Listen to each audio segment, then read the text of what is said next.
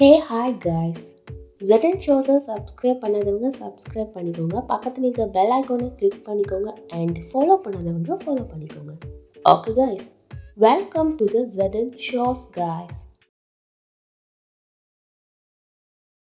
இவ ஒரு கூட்டில் இருக்க வேண்டிய குருவியே இல்லை, கிடைக்கிற கிளையில எல்லாம் உட்கார்ற கழுகு.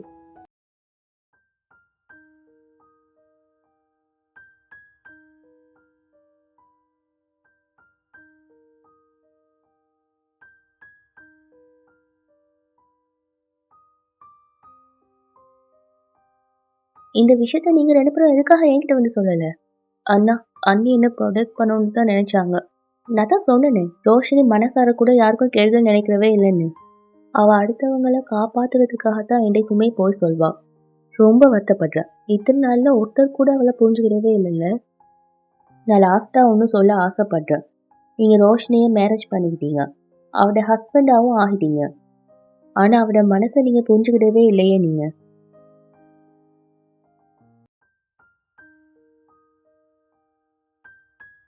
அடுத்தவங்க என்னெல்லாம் சொல்றாங்களோ அதை நீங்க நம்பிட்டு போயிட்டே இருக்கீங்க.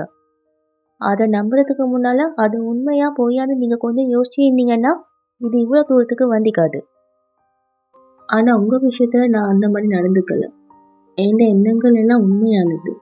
எனக்கும் உங்களுக்கும் உண்டான கனெக்ஷன் நிஜம்தான். உங்களுக்கு அவளை திட்ட உரிமைக்கு, சண்டை போட உரிமைக்கு, ஏன் கோவம் கூட படலாம். ஆனா அவ மனச வேதனைப்படுத்தி அந்த பொண்ணை வீட்டை விட்டு வெளியே துரத்திட்டீங்களே. நான் இப்பவே இந்த செகண்ட் ரோஷினியை வெளியே அனுப்பிடுறேன். எனக்கு ஒரு விஷயம் தெரியணும். ரோஷினியோட இடத்துல உங்க ரெண்டு தங்கச்சிங்களோ இல்ல உங்க அம்மாவோ இருந்தீங்கன்னா நீங்க இந்த மாதிரி டிசைட் பண்ணிப்பீங்களா? இல்ல, ஏன்னா அவங்க உங்க ஃபேமிலியை சேர்ந்தவங்க. என் ரோஷினிய நீங்க இதுவரைக்கும் உங்க ஃபேமிலியா நினைச்சதே இல்லை. நான் சொல்றதுதான் நிஜம். நீங்க செஞ்ச அதிர்ஷ்டம் தான் உங்களுக்கு ரோஷினியோட பேர்ல டைமண்டா கிடைச்சிது. ஆனா அத கண்ணாடி கல்லை விட ரொம்ப கேவலமா நினைச்சு வீட்டை விட்டு ரொம்ப தூரமா போட்டுட்டீங்கல்ல.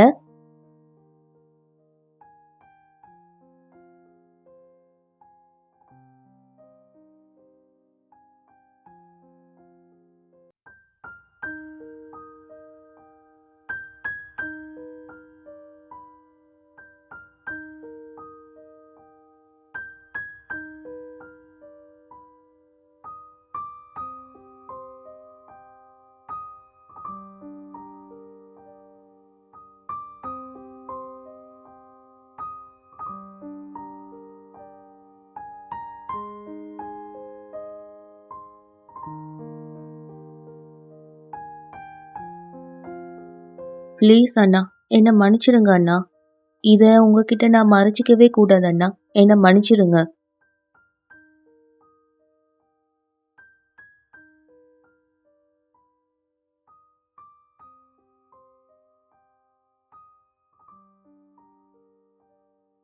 ஆமன், நீ ரோஷினிக்கு செஞ்சது பெரிய அநியாயம் ஆமன். நீ பண்ண தப்பெல்லாத்தையும் நீயே தான் சரி செஞ்சாகணும். நீ என்ன செய்வியோ எது செய்வியோ உடனடியா என் மருமகளை இந்த வீட்டுக்கு கூட்டிட்டு வந்துரு. சித்தப்பா, நானும் உங்க கூட வரவா? ஆமன், நாம எல்லாம் ஒன்னா போய் ரோஷினியை கூட்டிட்டு வரலாம்.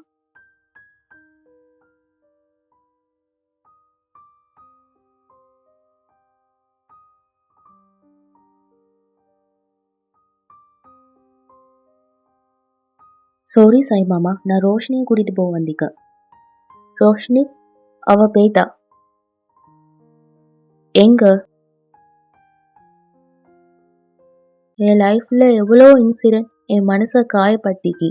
ஆனா அதெல்லாம் எனக்கு பெருசாவே படல. ஆனா அமன் எல்லாரும் முன்னாடியும் என்ன காயப்படுத்தினது, அதை என்னால தாங்கிக்கவே முடியலம்மா.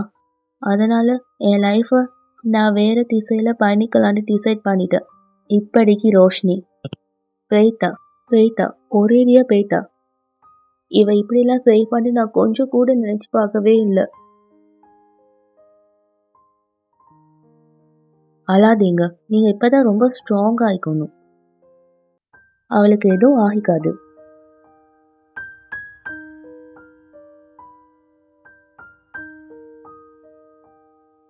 ஒரே ஒரு தடவை உங்க விருப்பம் தள்ளி வச்சுட்டு யோசிச்சு பாருங்க. ரோஸ் தேடி நீங்க என்ன சொன்னாலும் சரி, எவ்வளோ ப்ரூஃப் கொண்டு வந்தாலும் சரி, நீங்க சொல்றத நான் அக்செப்ட் பண்ணிக்கிறேன். நீங்க என்ன ஃபோர்ஸ் பண்ணி தான் மேரேஜ் பண்ணிக்கிட்டீங்க. ஆனா உங்களோட உறவை அதை மட்டும் நான் இப்பவே முடிச்சுக்கிறேன். அமன்,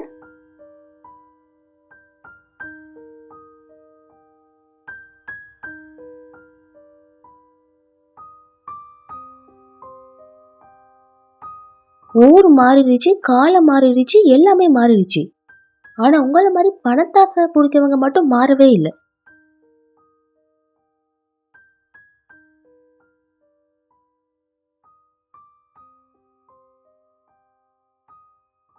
ஏண்ட விருப்பத்துக்கு மாறா இந்த வீட்டை விட்டு ஒரு அடி கூட எடுத்து வைக்க ட்ரை பண்ணாத.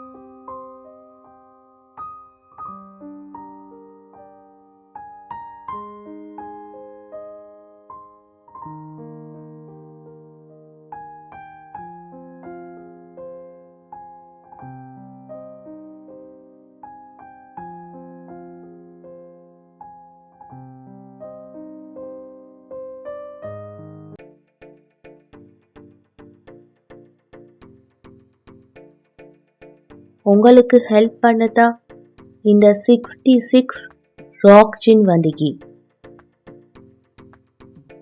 உங்க பவரை காட்டுங்க.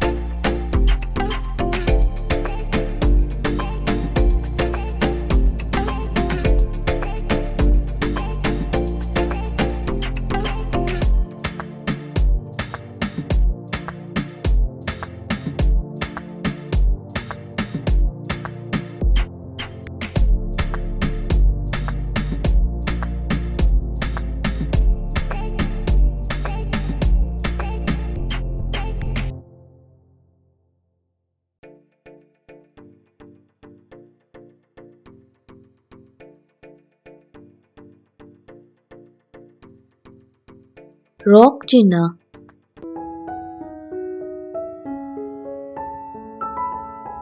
ஆமன், உன் மெஜிக்கால இந்த ஜின்ன விளக்குக்குள்ள நீ அடைச்சாகணும். புகையாகி விளக்குக்குள்ளவா?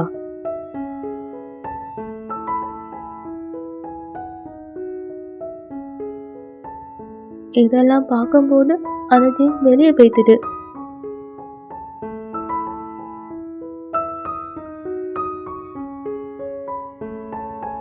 அம்மா, இதெல்லாம் எப்படி நடந்தது? மாயம்மா ஃபோன்ல சொன்னாங்க. அவங்கள அடிச்சு போட்டுட்டு ரோக்ஜின் தாயத்தை எடுத்துட்டு பேத்துதுன்னு சொன்னாங்க. அதோட பவர் தான் இது. அதோட தொடர்ச்சியா எது வேணாலும் நடக்கலாம்னு சொன்னாங்க. இன்னையிலேருந்து சரியா நமக்கு 1 மாசம்தான் இங்கே.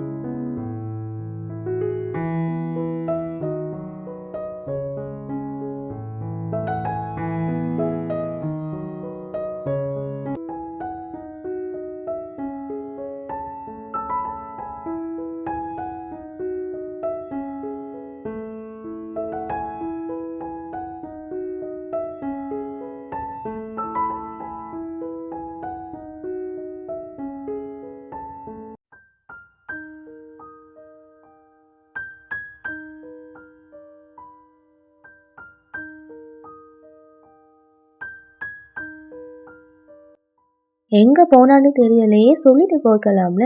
எவ்வளவு டென்ஷன் ஆக்கி. ஃபோன் பண்ணீங்களா? சார்ஜ்ல போட்டிக்க. ஆமா, நீங்க அவனுக்கு கால் பண்ணீங்களா? லைனே போவே இல்ல. அமன், அண்ணா, சித்தப்பா. அமன், இவ்வளவு நேரமா நீ எங்க இருந்த? நம்ம எவ்வளவு கவலைப்படும் தெரியுமா? சித்தப்பா, நீங்க எங்க போனீங்க? உங்க உடம்புக்கு எதுவும் இல்லைல்ல? எஸ் மிஸ்டர் சோட்டு, நான் ரொம்ப நல்லா இருக்கேன். அமன், ரோஷினி பத்தி ஏதாவது தெரிஞ்சுதா?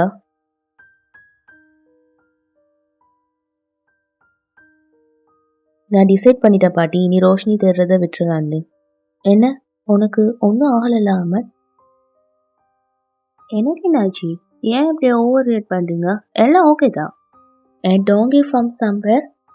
நான் ஓவர் ரியாக்ட் பண்றேனா இல்ல நீ அண்டர் ரியாக்ட் பண்றியா? ரோஷினி மிஸ்ஸிங்டா? உன் wife missing. Roshini missing. Roshini என்னைக்குமே என் வைஃபா இருந்ததில்லை. எங்களோட உறவு ஒரு டீல் தான். டீல் முடிஞ்சது, கதையும் முடிஞ்சது. இப்போ ஊரை விட்டு போன்னு டிசைட் பண்ணது ரோஷினி தான். அதனால நம்ம அந்த முடிவை ஏற்றுக்கிட்டு தான் ஆகணும்.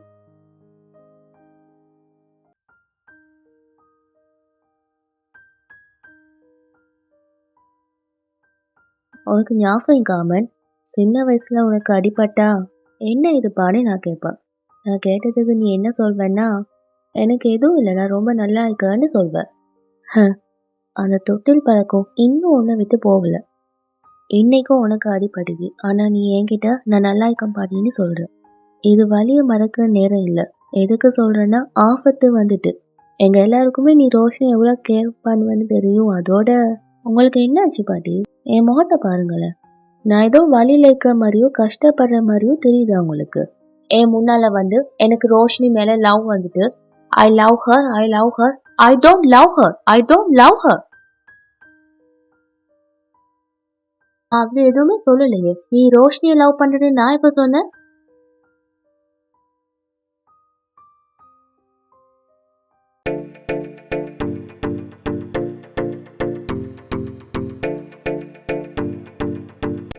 கடவுளே, ஜீன் ஒருத்தட உடம்புக்குள்ள கலந்துருச்சு. அதுவும் மனுஷ உடம்பு.